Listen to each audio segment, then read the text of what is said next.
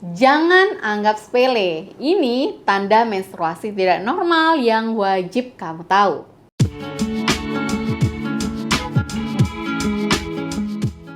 Assalamualaikum warahmatullahi wabarakatuh. Halo wanita hebat. Jumpa lagi nih dengan saya, Dr. Wedelia Salina Putri. Kali ini kita akan membahas topik yang sangat penting bagi setiap wanita, yaitu tanda-tanda menstruasi yang tidak normal. Menstruasi adalah bagian alami ya dari kehidupan wanita. Normalnya, siklus menstruasi itu teratur dengan durasi dan jumlah darah yang konsisten. Tetapi bagaimana jika ada yang berbeda? Banyak wanita mungkin menganggap perubahan menstruasi sebagai hal biasa. Padahal, beberapa tanda bisa menjadi indikator masalah kesehatan yang lebih serius dan memerlukan perhatian medis. Di video kali ini, kita akan mengupas tuntas nih, apa saja tanda menstruasi yang nggak normal, penyebab umumnya, dan kapan sih kamu harus segera konsultasi dengan dokter. Ditonton sampai habis ya teman-teman, demi kesehatan reproduksi dan juga kesejahteraan kesehatan kamu. Sebelum kita bahas yang nggak normalnya, mari kita pahami dulu nih, apa itu menstruasi yang normal. Secara umum, siklus menstruasi yang normal itu memiliki ciri-ciri seperti ini teman-teman. Yang pertama, siklusnya itu biasanya terjadi setiap 21 sampai 35 hari sekali. Durasinya berlangsung sekitar 2 sampai 7 hari. Volume darahnya biasanya mengganti pembalut itu sekitar 3 sampai 6 kali sehari. Nyeri normal, tapi nyerinya nyeri ringan sampai sedang yang biasanya bisa diatasi dengan obat-obat pereda nyeri biasa.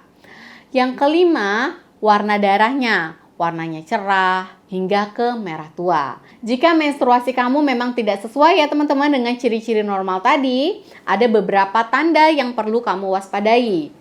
Ini adalah sinyal dari tubuh kamu bahwa ada sesuatu yang nggak beres nih. Apa itu tandanya? Kalau memang yang pertama siklus menstruasinya itu sangat tidak teratur. Oligomenore, yaitu siklusnya sangat jarang, biasanya lebih dari 35 hari sekali atau hanya sekitar 6-8 kali setahun. Atau kondisi yang kedua, polimenore. Kalau ini siklus yang terlalu sering, biasanya kurang dari 21 hari. Atau amenore, kalau yang ini tidak menstruasi sama sekali. Bisa penyebabnya primer, yaitu belum haid sampai usia 16 tahun.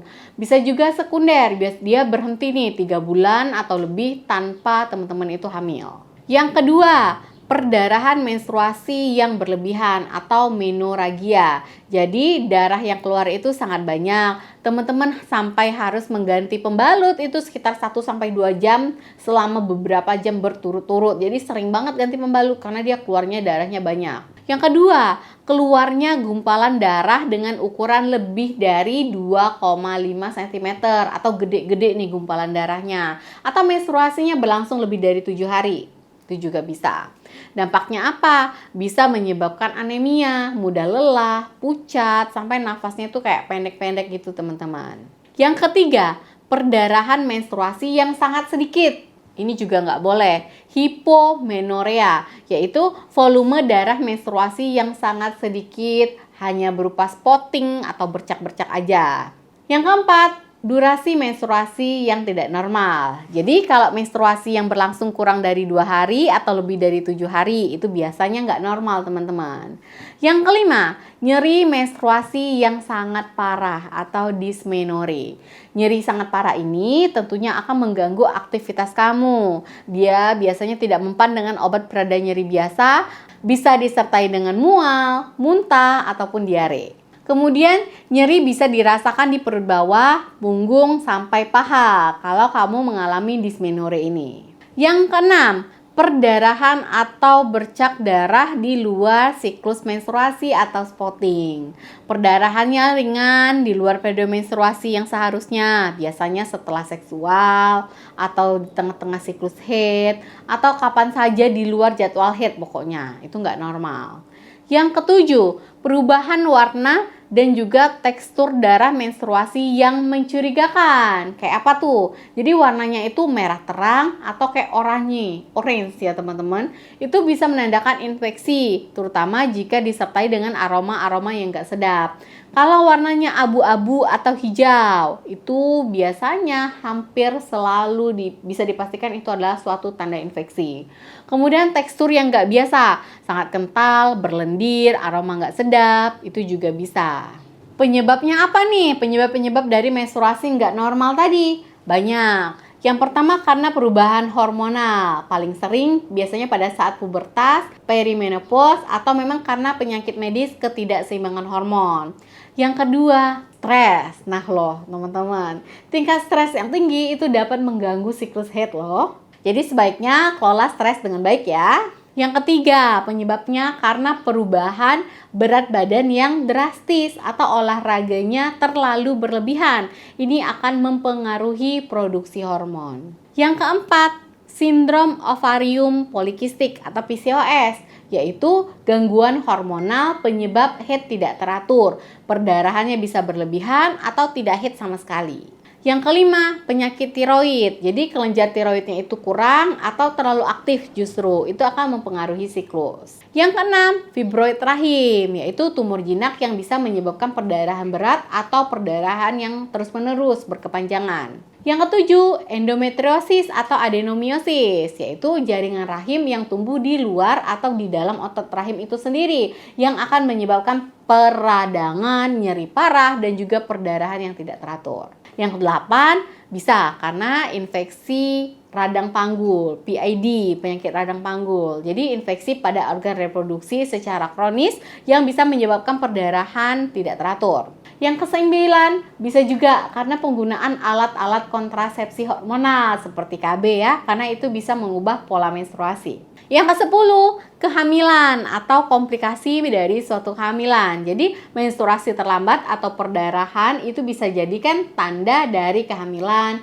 keguguran, atau bahkan kehamilan ektopik. Yang ke-11, menopause dini. Kalau berhentinya menstruasi sebelum usia 40 tahun.